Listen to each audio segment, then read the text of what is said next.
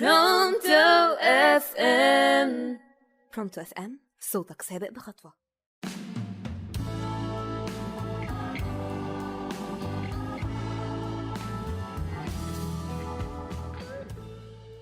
يا مساء الجمال على أحلى مستمعين ومتابعين لراديو برونتو. أهلا بيكم في أول حلقة من برنامجكم سوشيال على الهادي.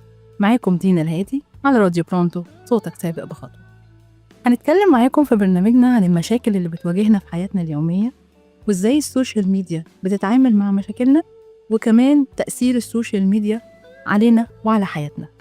وأول موضوع هنتكلم عنه معاكم في حلقتنا النهاردة هو بيت العيلة.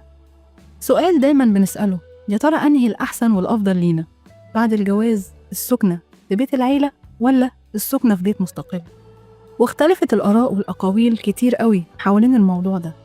في اللي شايف إن السكنة في بيت مستقل والاستقلالية أحسن بكتير عشان نتجنب المشاكل اللي بتحصل دايما في بيت العيلة، زي مثلا المشاكل اللي بتحصل بين السلايف والحموات وأخت الجوز.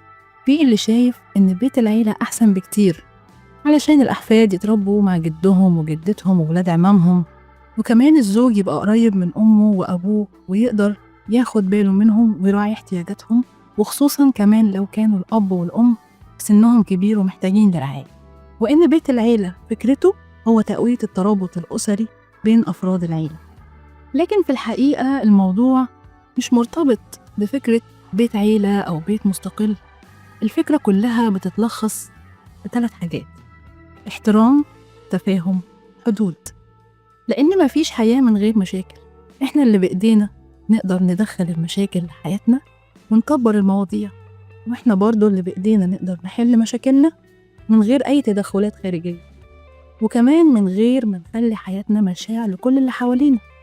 لو في احترام وتفاهم بين الزوجين وأهل الزوجين، المشاكل مش هتكبر. لو حطينا حدود لحياتنا، المشاكل مش هتكتر. لكن لو بصينا للسوشيال ميديا وتناولها لحلول المشاكل الزوجية، هنلاقي فيه ناس بتقدم محتويات فيها نصايح كويسة ومفيدة، وكمان بنلاقي فيها حلول لحاجات كتيرة.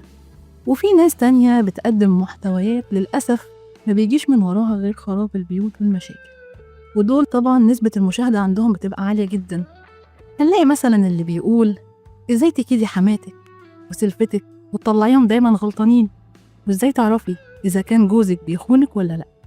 وطبعا بيبقى حاطط لنا خطوات علشان نمشي عليها عشان نقدر نوصل لهدفنا، وكل ده تحت عنوان إزاي تقدري تعيشي مرتاح.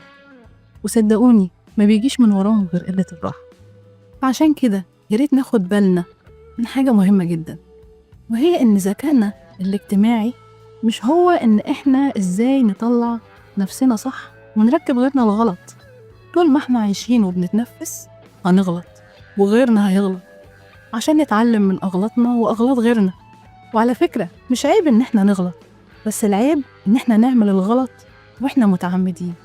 لأن فعلا الحياة مش مستاهلة كل ده. الحياة أبسط من كده بكتير.